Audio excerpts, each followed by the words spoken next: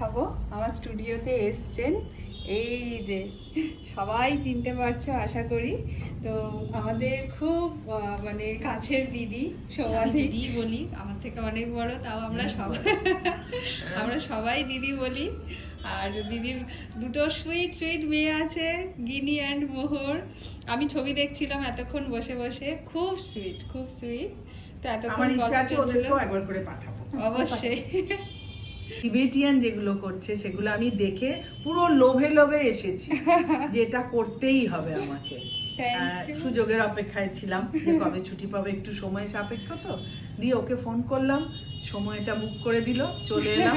এবার শুধু রিল্যাক্সেশন। এইটা দেখেছি, মাসাজ দেখেছি। আমি বলি কি, আমার না দেখেই এত আরাম হয়েছে। আপনারা একটু ফলো করবেন, দেখবেন কি ভালো লাগে। যারা ভালোবাসেন, নিজেকে প্যাম্পার করতেও না ভালোবাসে অনেক সময়, মানে ভালো লাগে প্যাম্পার করবো নিজেকে। এই যে আমাদের চলছে